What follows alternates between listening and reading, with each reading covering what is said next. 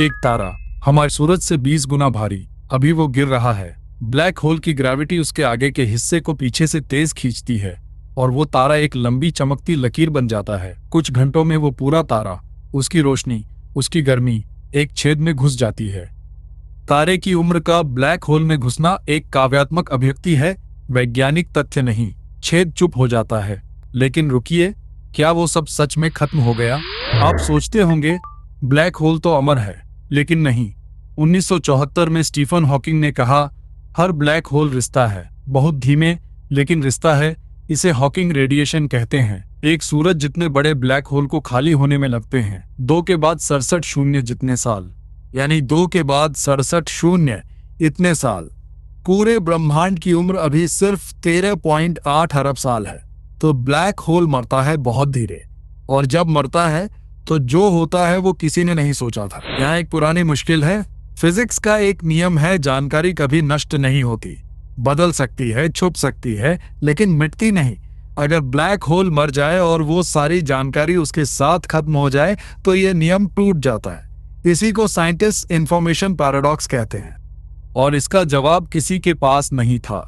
फिर 2014 में 2 लोगों ने एक पेपर लिखा जिसने यह सवाल एक अलग ही कोण से देखा। उन्होंने कहा, जानकारी खोती नहीं, वो 1 अरब साल तक छुपी रहती है। कार्लो रोवेली, इटली के फिजिसिस्ट, उनके साथी हेल हैगर्ड, 2014 में इन दोनों ने पेपर लिखा, ब्लैक होल फायरवर्क्स। आइडिया ये था, ब्लैक होल की मौत अंत नहीं, एक पलटाव है। क्वांटम फिजिक्स में क्वांटम बाउंस होता है। जब कोई चीज इतनी सिकुड़ती है कि और नहीं सिकुड़ सकती, तो क्वांटम फोर्सेस उसे उल्टी दिशा में धकेल देते हैं। रोवेली का कहना था, यही ब्लैक होल के साथ होता है। यह अभी हाइपोथेसिस है, पुष्टि नहीं हुई, लेकिन फिजिक्स के किसी नियम को यह तोड़ती नहीं, और यह बाउंस होने में लगते हैं करीब 1000 करोड़ साल। यह एक सैद्धांतिक अवधारणा है। जब ब्लैक होल की कोर सिकुड़ते सिकुड़ते प्लैंक लेंथ तक पहुंचती है, यानी करीब 10⁻⁻35 मीटर, जो एक परमाणु से भी 1 अरब गुना छोटा है, वहां क्लासिकल फिजिक्स काम करना बंद कर देती है। उस जगह क्वांटम ग्रेविटी काम करती है। रोवेली का कहना है, वहीं कोलैप्स रुकता है। एक पल के लिए सब थम जाता है और फिर सब कुछ उल्टी दिशा में जाने लगता है। ये बाउंस इतना धीमा है कि बाहर से देखें तो 1 लाख करोड़ साल बीत जाते हैं। व्हाइट होल दरअसल ब्लैक होल का टाइम रिवर्स्ड वर्जन है। वही मैटर, वही घटनाएं, लेकिन समय उल्टा। जो ब्लैक होल सब कुछ खींचता था, व्हाइट होल उसी रफ्तार से सब कुछ बाहर धकेलता है। और ये सुनिए, व्हाइट होल के अंदर कोई भी चीज नहीं जा सकती, बिल्कुल जैसे ब्लैक होल से कोई चीज बाहर नहीं आ सकती। एक सिर्फ निगलता है, दूसरा सिर्फ उगलता है।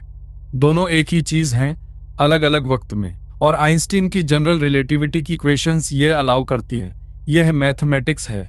जब ये पलटाव पूरा होता है तब तक बाहर 10 खरब साल बीत चुके होते हैं, यानी 10 लाख करोड़ साल। और अब वो लम्हा, रोवेली हैगर्ड हाइपोथेसिस के मुताबिक क्वांटम बाउंस के बाद बाहर की दुनिया में यह इतने धीमे होता है कि अरबों साल में भी कुछ नहीं बदलता दिखता। लेकिन ब्लैक होल के अंदर समय तेजी से उल्टा दौड़ता है, और एक पल आता है जब बाहर 10 लाख अरब साल बीत चुके होते हैं, यानी 10 करोड़ करोड़ साल, जब वो छेद जो खींचता था पलट जाता है। वो तारा जो सीन 1 में उस छेद में गिरा था, उसके कण, उसकी ऊर्जा, उसकी हर जानकारी बाहर आने लगती है। यही व्हाइट होल है, ब्रह्मांड का वो दरवाजा जो सिर्फ खुलता है। अगर रोवेली सही है तो सोचिए, इसका मतलब वो तारा जो सीन 1 में उस छेद में गिरा था, वो खत्म नहीं हुआ।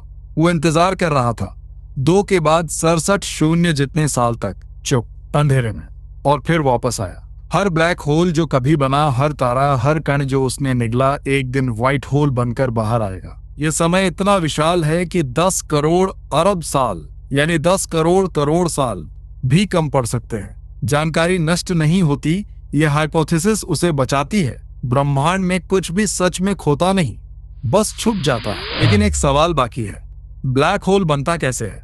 जब एक बड़ा तारा मरता है, वो सीधे ब्लैक होल नहीं बनता, पहले कुछ और बनता है। ब्रह्मांड की सबसे घनी वस्तु, 1 चम्मच भर उसके पदार्थ का वजन होता है करीब 1 अरब टन, यानी हिमालय के एक पूरे पहाड़ का वजन 1 चम्मच में। इसे न्यूट्रॉन स्टार कहते हैं। अगली बार उसी की कहानी।